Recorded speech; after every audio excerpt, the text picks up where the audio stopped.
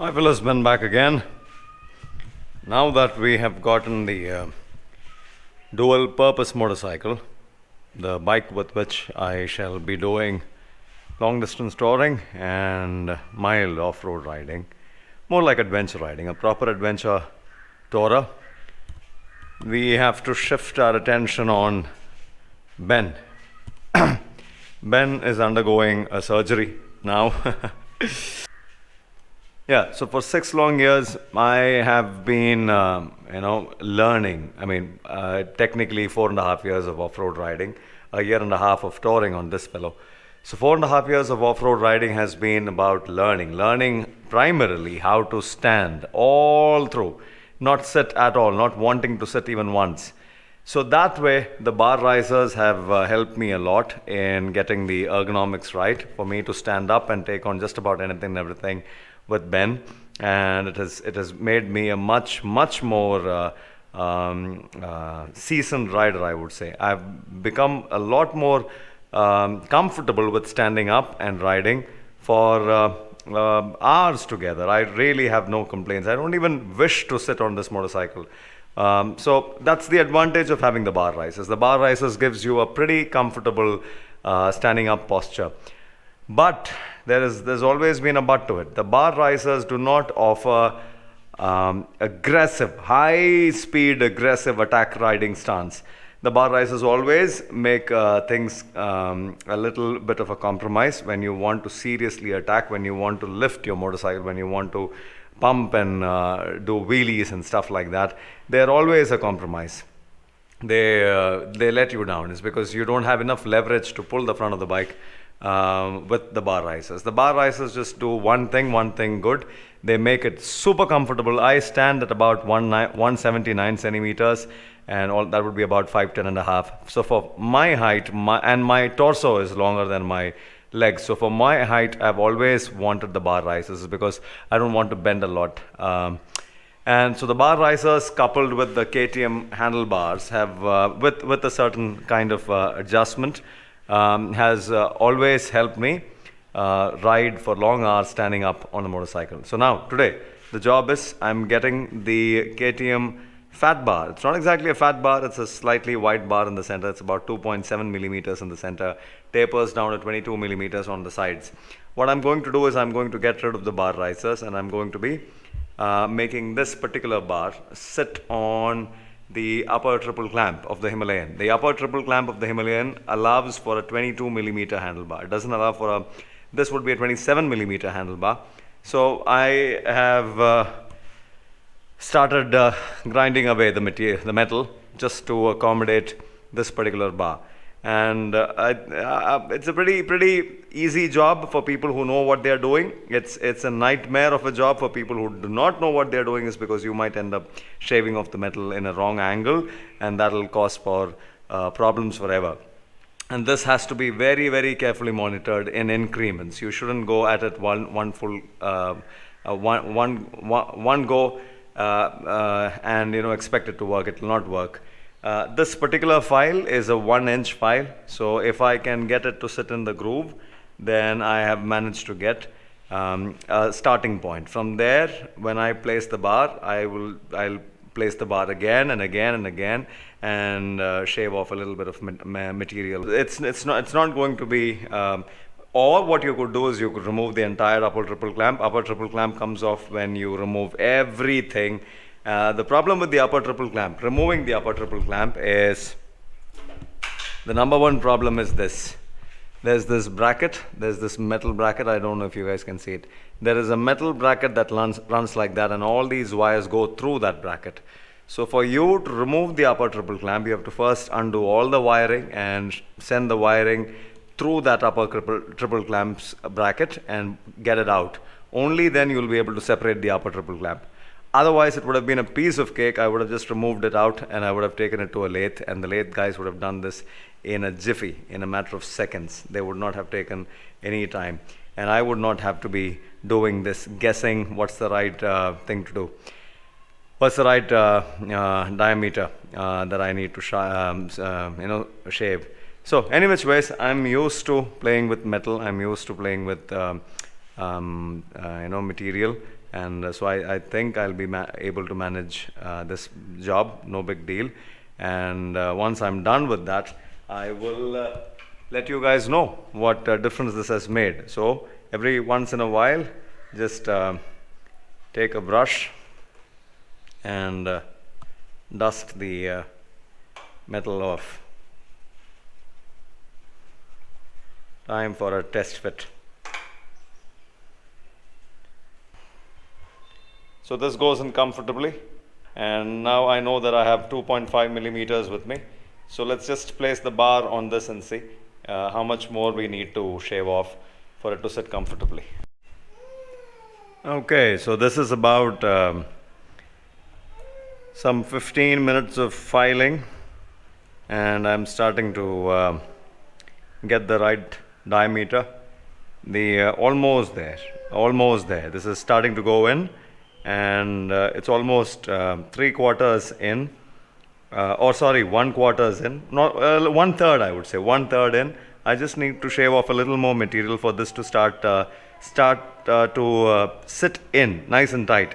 The rest of the compression I plan on doing it after I put the caps back on.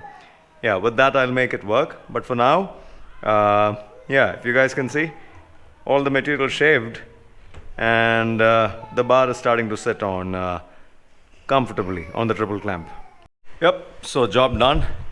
Made it this far.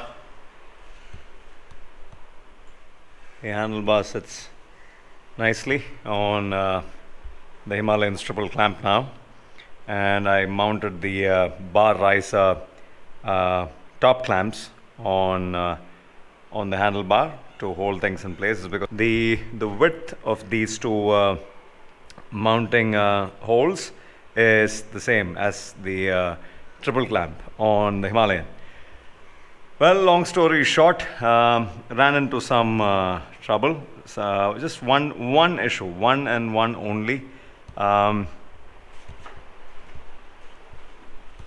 So now I can't go full lock. It's because my handlebar riser, my hand guards hit the dash over there and over there. If you guys can see, the paint has chipped from over there, right there, and here on the set button.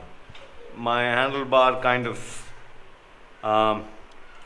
took away some paint on the set button. Poor fella took a beating, just went out for a ride and did some jumps, and so what's happening is this bolt over here catches the instrument cluster over there, and I'll have to figure something out for that. I really have to.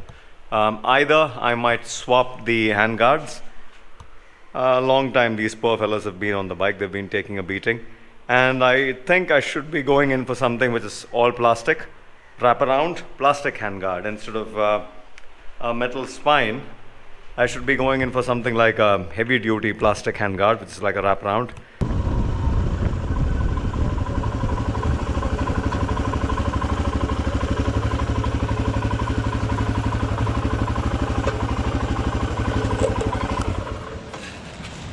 Morning, fellas. Ben back again.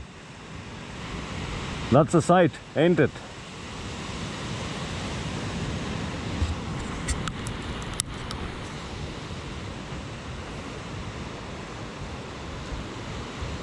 Beautiful. Well, I hope you guys like the new videos, the new 450 Himalayan, and all that I've been doing with it. My intention with my plans with the new bike, people asked. My plans with the new bike is to make it a cross-country tourer. I'm going to make it the best 450 out there which can do distances. I mean, make it as good as it can get. But this video isn't about the 450. This is about the 411. Well, I don't know if you guys can spot it. It's that stealth. The 411, Ben has some new handguards. Yep, so this will be the end of this video. I lowered the handlebar onto the triple clamp. I got rid of the risers. only to make it more trail worthy, far more attack ready.